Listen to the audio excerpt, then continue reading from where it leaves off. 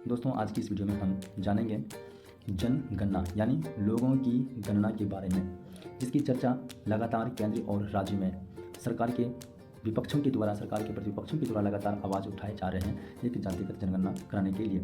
दोस्तों जातिगत जनगणना से पहले जो जनगणना होता था उसमें शिक्षा, लिंगानुपात, घनत्व, इन सभी चीज़ों को जो है दिखाया जाता था जनगणना के माध्यम से, और लेकिन जो है जाति को कभी भी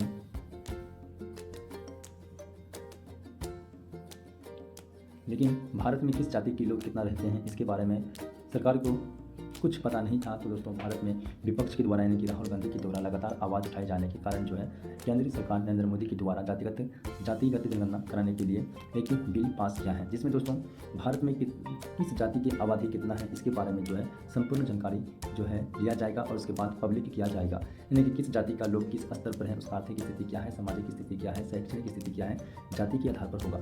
दोस्तों देखिए पहले भारत में जनगणना के इतिहास के बारे में जानते हैं।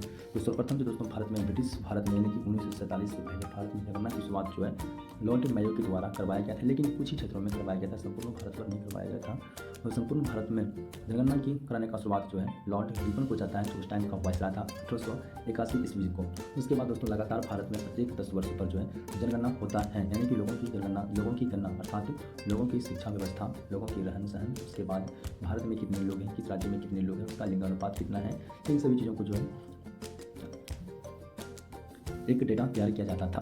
लेकिन दोस्तों भारत में वर्तमान में जो केंद्र सरकार के में जो एक लगातार राहुल गांधी के द्वारा जो एक आवाज़ उठाए जा रहे हैं कि जातिगत जनगणना, तो वो दोस्तों सर्वप्रथम 1931 ईस्वी में जातिगत जनगणना करवाया गया था। उसके बाद दोस्तों अभी तक भारत में जातिगत जनगणना नहीं हुआ है। तो दोस्तों 1931 ईस्वी में SC/ST के समुदाय के लोगों के ही बारे में पूरी तरीके से जानकारी प्राप्त था और अदर कास्ट के बारे में कोई जानकारी नहीं था। तो उसके बाद दोस्तों जानते हैं कि जनगणना से दोस्तों ये जातिगत जनगणना जब केंद्र में होगा उसकी पूरी जानकारी निकल कर लोगों के सामने आएंगे तो उससे दोस्तों क्या फ़ायदा होने वाले हैं और क्या नुकसान होने वाले हैं।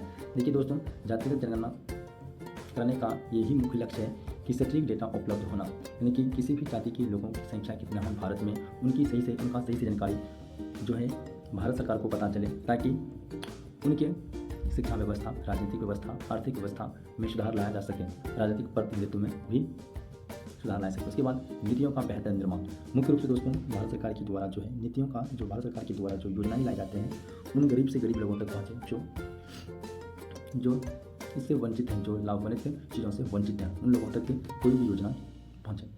उसके बाद वंचित वर्गों की पहचान, जो दोस्तों कुछ जातियाँ आज भी आर्थिक शैक्षणिक रूप से बहुत पिछड़ी हुई है। जातिगत जनगणना से ऐसे वर्गों की पहचान करें, उन जरूरतों के मुताबिक लाभ दिया जा सकता है। और उसके बाद दोस्तों सामाजिक न्याय को बढ़ावा मिलेगा, यानी कि यह जनगणना सामाजिक असमानता को कम करने और सभी वर्गों को समान अवसर देने की दिशा में एक महत्वपूर्ण कदम भी है।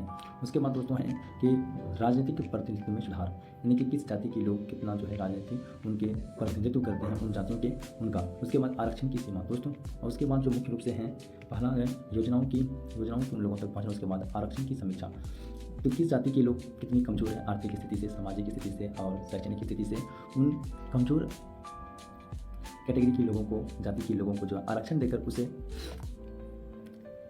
उसमें जो है उसकी गरीबी में सुधार लाना।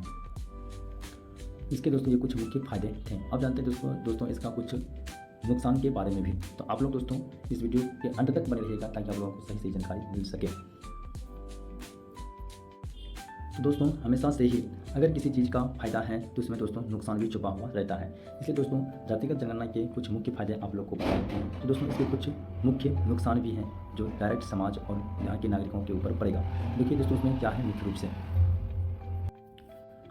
और इसके दोस्तों कुछ मुख्य नुकसान हैं। जातिवाद को बढ़ावा मिलेगा, यानी कि जातिगत आंकड़े सार्वजनिक होने पर जाति पहचान और विभाजन और गहराई जिससे समाज में जातिवाद को बढ़ावा मिल सकता है, यानी कि सभी लोग अपने जाति को आगे बढ़ाने के लिए जो दोस्तों जातिवाद को बढ़ावा मिल सकता है। उसके बाद दोस्तों राजनीतिक ध्रुवीकरण, राजनेता जातिगत आंकड़े का उपयोग केवल वोट बैंक राजनीति के लिए कर सकते हैं, जिससे वास्तविक विकास की बजाय जाति ध्रुवीकरण होने लगता है।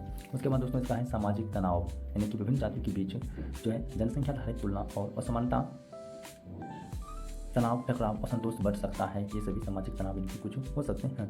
उसके बाद जैसे गोपनीयता का उल्लंघन, कुछ लोग जातिगत पहचान की निजी मानते हैं। जब सरकारी अन्य संस्थाएं इन आंकड़ों का उपयोग करते हैं तो उनकी निजता का उल्लंघन हो सकता है, गलत आंकड़े का खतरा। उसके बाद दोस्तों ये कुछ डेटा गलत भी होते हैं, सरकार के द्वारा पेश किए जाते हैं, जिससे लोग जानबूझकर अपनी जाति को गलत बता सकते हैं सामाजिक आर्थिक लाभ के लिए। उसके बाद विकास की बजाय पहचान की राजनीति भी हो सकता है, जिसमें जब फोकस जाति आधारित आंकड़े पर हो तो सरकार विकास, शिक्षा, स्वास्थ्य जैसे मुद्दों को नजरअंदाज कर सकते हैं। निष्कर्ष दोस्तों उसका क्या निकलता है कि जाति का जनगणना एक तो धारी तलवार की तरह है, ये सामाजिक न्याय कर सकती है, लेकिन ये यदि इससे सही तरीके से ना हो तो समाज में जातीय तनाव और असमानता को भी बढ़ा सकते हैं। दोस्तों भारत में जो है पहली बार जनगणना की शुरुआत अंत में रिपीट कर देते हैं। मुख्य बिंदु 1832 में लॉर्ड मेयो के द्वारा किया गया था, लेकिन ये नियमित रूप से नहीं था, पूर्ण संपूर्ण भारत में नहीं था। उसके बाद जो है लॉर्ड रिपन के द्वारा 1881 में किया गया था। पहली बार जातिगत जनगणना की शुरुआत जो 1831 में हुआ था, लेकिन SC/ST समुदाय के लोगों को ही जानकारी उपलब्ध था। तब से लेकर केंद्र सरकार ने यही आवाज़ उठाई कि जातिगत जनगणना करवाई जाए। 1990 में भी इसका जो है आवाज़ उठा था, लेकिन कांग्रेस की विपक्ष की सरकार कांग्रेस की सरकार राहुल गांधी जी के द्वारा जो है इसका केंद्र में आवाज़ उठाने की वजह से नरेंद्र मोदी के द्वारा जो है ये जातिगत जनगणना कराने का फैसला किया गया है। दोस्तों अगर इस वीडियो से आप लोग को कुछ पता चला, कुछ समझ में आया हो जातिगत जनगणना के फायदे नुकसान और जातिगत जनगणना क्या है, तो आप लोग प्लीज़ इस वीडियो को लाइक करें, सब्सक्राइब कर लीजिएगा। फिर कमेंट करके बताइएगा आप लोगों को किस टॉपिक पर वीडियो चाहिए। थैंक्स, जय हिंद, जय हिंद।